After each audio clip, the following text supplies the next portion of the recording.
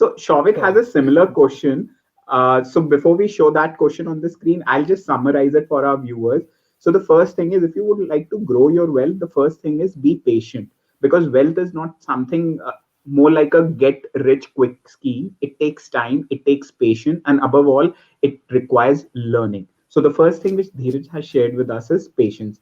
The second thing is learning, and the third thing is de-risk yourself. Do not put all your eggs in the same basket.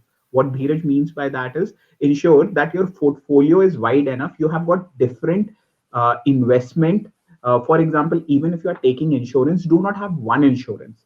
Break it down into multiple aspects. If you are investing, also have different instruments. So with this, I'll show on the screen Shauvik's question, where he has asked about the credit card lifestyle mentality and what are the mistakes that an individual makes while paying through the credit card system. Shavik, it had been, I must say, you have asked one of the most important questions probably anyone should answer in today's world. The answer is very simple from my end. Uh, I don't have even a single credit card even today. I don't own any. I don't need it. The point is, but I don't deny the fact that at some point of time you need credit card to make payments globally. There are benefits associated to it. But then the need for this particular credit card was never there with me. I mean, I managed things in such a way that at a certain point of time I was 100% sure credit card is not something I would prefer to take.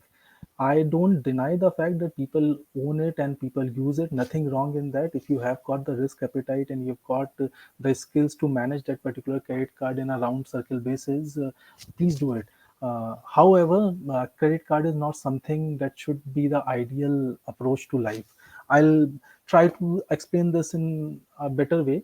Uh, Farmers' agitation is going on right now. Let's try to connect this particular thing from this particular theory.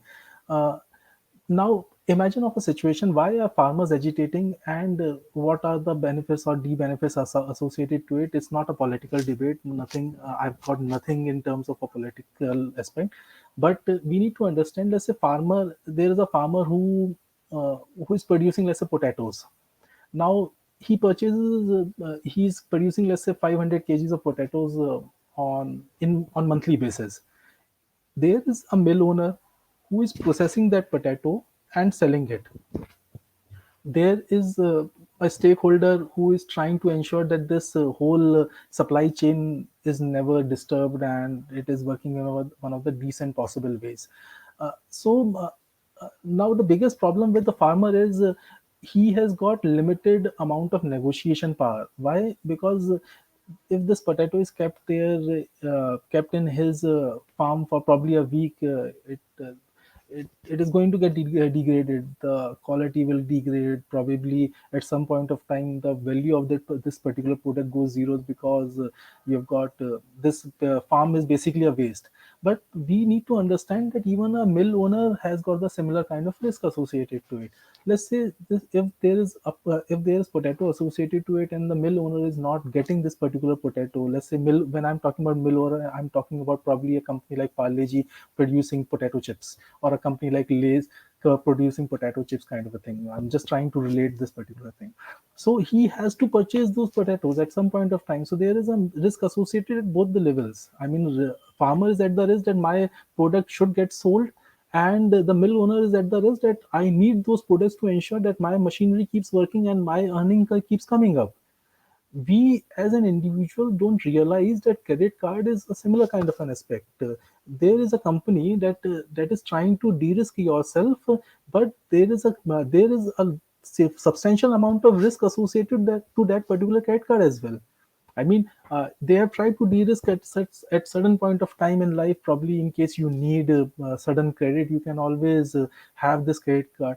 But think of a situation if you have invested some decent amount of time with your friends, your relatives. Will anyone say no to you at an odd point of time in life if you will ask some amount of loan from them that you may repay in next 6 months, 3 months time? Probably a credit card will ask you the same amount.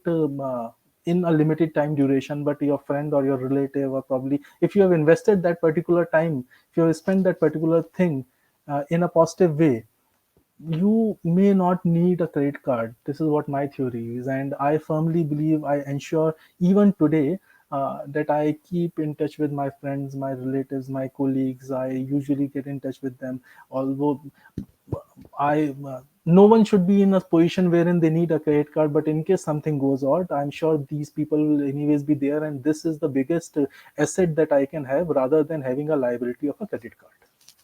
Excellent. So just to recap, what Dheeraj has mentioned, before taking anything, any financial instrument, be it a credit card or anything, ask yourself, are you treating it as a necessity or are you treating it as a luxury? Dheeraj gave a very beautiful example where he has explained you are taking credit from an unknown entity. It is better to invest in your relationship, to invest in people who you can believe in, people who you know are there for you. That is a much better alternative. Dheeraj does not deny the need of credit card because at times, be it an international payment where credit card is required. So just keep this in mind.